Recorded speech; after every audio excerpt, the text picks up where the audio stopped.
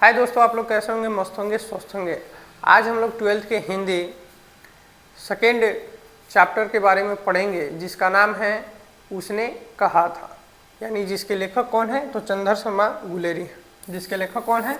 तो चंद्र शर्मा गुलेरी हैं। तो इससे पहले आप लोग हमारे चैनल BTC स्मार्ट क्लासेस को एक बार ज़रूर सब्सक्राइब कीजिए, लाइक शेयर करना नहीं भूलिए। तो आइए हम लोग उसने कहा था कहानी का सारांश देखेंगे, ठीक है ना, जो बहुत ही इम्पोर्टेंट है। इससे आप लोग का बहुत सारे जो इस चैप्टर से ऑब्जेक्टिव है इसमें क्लियर हो जाएगा, ठीक है ना। तो चलिए आगे बढ़ते हैं देर न करते हुए।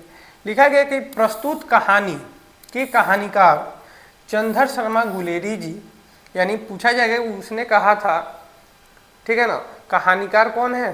तो चंद्र शर्मा गुलेरी, ठीक है ना, जिनका जन्म 7 जुलाई 1883 ईस्वी को राजस्थान के जयपुर जिला में हुआ। तो याद रखिएगा, ऑब्जेक्टिव पूछ सकता है कि चंद्र शर्मा गुलेरी जी का जन्म कहाँ हुआ, ठीक है ना। तो कहाँ हुआ? राजस्थान के जयपुर जिला में, ठीक है ना। या पूछ सकता है कब हुआ? तो 1883 में, ठीक है ना। आगे लिखा है इस कहानी का प्रारंभ अमृतसर नगर के चौक बाजार में एक 8 वर्षीय सिख बालिका सूबेदारनी तथा एक 12 वर्षीय सिख बालक जिसका नाम था लहना सिंह। क्या नाम था? लहना सिंह। इसका आगे नाम बताया जाता है, हम कोष्ट में कर दिए हैं। क्या नाम था? लहना सिंह के बीच छोटे से वार्तालाप से शुरू होता है, ठीक है ना। दोनों ही बालक बालिका अपने अपने मामा के यहाँ आए हुए थे, ठीक है ना। कहाँ गए थे? अपने अपने मामा के यहाँ। एक दिन बालिका एवं बालक दोनों सामान खरीदने अमृतसर के चौक बाजार, यानी अमृतसर का जो चौक बाजार था, ठीक है ना, वहाँ गए।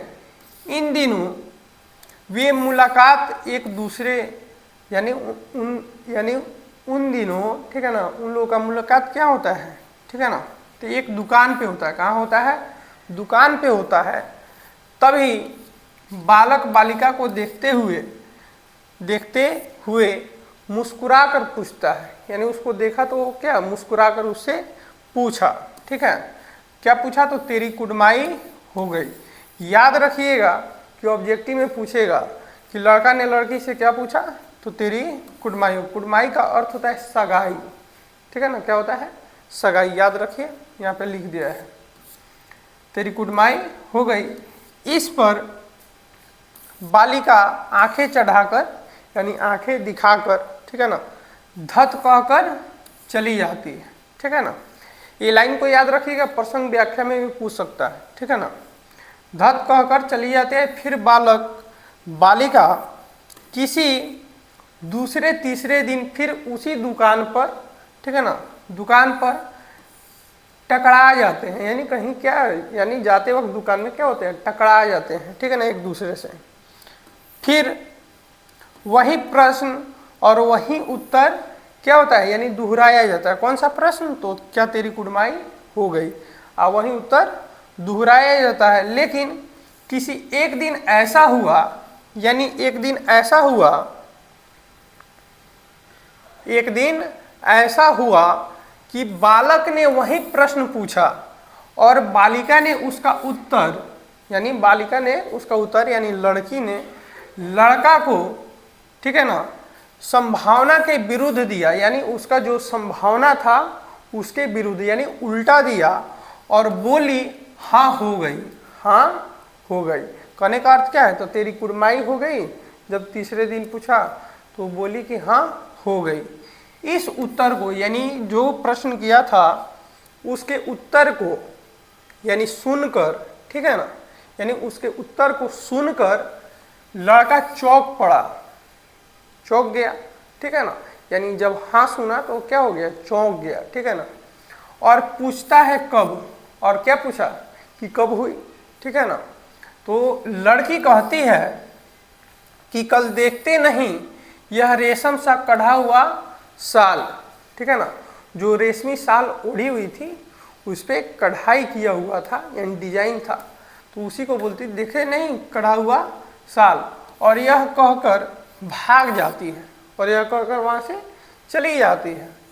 इतना सुनते ही मानो जैसे लड़के के ऊपर, लड़का यानी लहना सिंह के ऊपर, ठीक है ना, मनो ब्रजपात टूट जाता है, यानी भारी विपदा उसको बोल सकते हैं, ठीक है ना, यानी पड़ जाती है, ठीक है।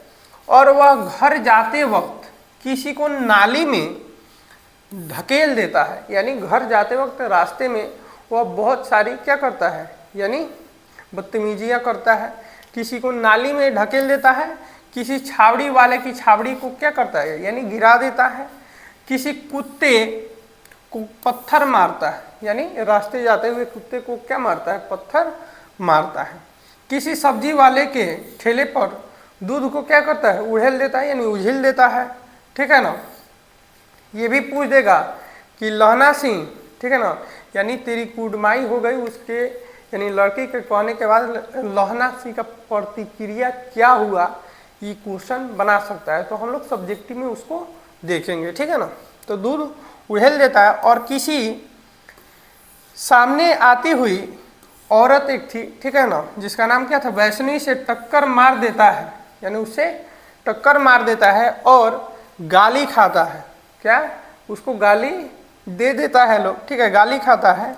इस घटना के 25 वर्ष बाद, यानी यह जब घटना घटा उसके 25 वर्ष बाद, यानी लंबे अरसे बाद, ठीक है ना, लहना सिंह युवा हो गया। 25 वर्ष के बाद क्या हो गया, वह जवान हो गया, युवा हो गया, ठीक है। और जर्मन के विरुद्ध लड़ाई लड़ने के लिए सैनिक में क्या हो गया, वो भर्ती हो गया, यानी जर्मन के खिलाफ, यानी जर्मनी के खिलाफ लड़ाई लड़ने के लिए वह कहाँ भर्ती हो गया, तो यानी सैनिक में भर्ती हो गया, ठीक है। और वह अब 77 सीख राइफल में जमदार बन गया। पूछा जाएगा कि लहना सिंह किस यानी सैनिक में भर्ती हुआ, ठीक है ना, तो 77 सीख राइफल में, और किस पद पे भर्ती हुआ, तो जमदार के, याद रखिए, बन गया। एक बार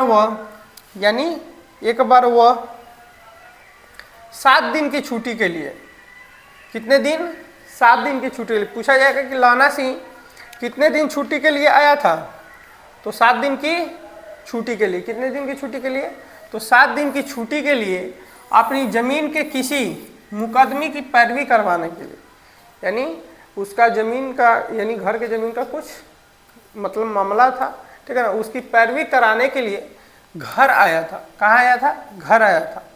वहीं उसे अपने रेजिमेंट के अवसर की छुट्टी, यानी जब घर आया था तो रेजिमेंट के द्वारा एक लेटर दिया गया, चिट्ठी दी गई, ठीक है ना, तो चिट्ठी उसको मिलती है कि फौज को युद्ध पर जाना है, यानी सैनिक को कहाँ जाना है, युद्ध पर जाना है, फौरन चले आओ, यानी जल्द से जल्द तुम चले आओ। युद्ध में जाते वक्त लहना सिंह एक दिन सूबेदार के घर पहुंचा, क्योंकि सूबेदारनी का किसी और से शादी हो गया था, उसी के पति थे, ठीक है ना, तो सूबेदार के घर पहुंचा। जब तीनों चलने लगे, यानी तीनों का अर्थ हुआ कि सूबेदार का बेटा और लहना सिंह, जब तीनों वहां से निकलने लगे, तब अचानक लहना सिंह को आभास हुआ, यानी उनको याद आया लहना सिंह को कि सूबेदारनी वही लड़की है जिसे कभी वह प्रेम किया करता था, यानी सूबेदारनी वही लड़की है जिसे वह कभी प्रेम किया करता था। तभी वह लहना सिंह को अकेले में सूबेदारनी उसे कुड़माई वाली बात, यानी वाक्य को क्या करती है, दोहराती है, यानी कुड़माई वाली वाक्य को दोहराती है, ठीक है ना, जिससे क्या होता है, उसको आभास हो जाता है, यानी वह 25 वर्ष से पहले जो घटना घटी हुई थी, ठीक है ना, वो क्या, यानी याद आ जाती है, किसको, तो लहना सिंह को, यानी याद दिला देती है। और वह अपने पति, यानी कौन, तो सूबेदारनी, ठीक है, अपने पति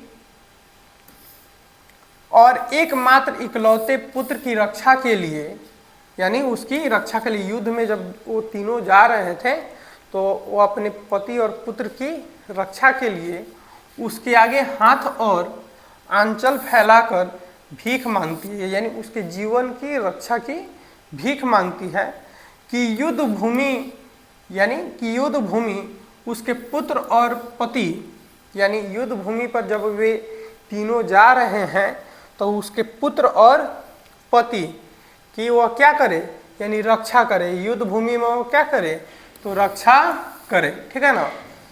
उसने सूबेदारनी के बेटे को अपने प्राणों की चिंता न करते हुए जान बचाई, यानी युद्ध भूमि में वह स्वयं घायल हो गया और अपने प्राणों की चिंता न करते हुए सूबेदारनी के बेटे और उसके पति की जान बचाई।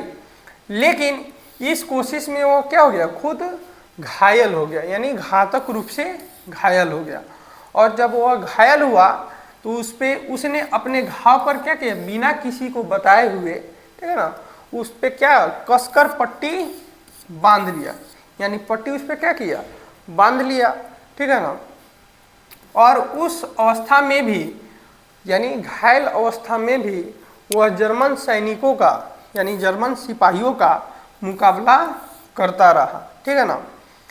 शत्रु पक्ष के पराजय के बाद, यानी जब उसके शत्रु का हार हो गया, पराजय हो गई, तो उसकी मृत्यु निकट होने के बावजूद, यानी लहना सिंह की मृत्यु निकट होने के बावजूद भी जीवन की सारी घटनाएं, यानी उसके जीवन की जितनी भी घटनाएं थी, यानी पहले से वो क्या याद आने लगे, यानी उसके नज़र के सामने, ठीक है ना, यानी उसके आंखों के सामने घूमने लगी, ठीक है ना, याद आने लगी। लेकिन अंतिम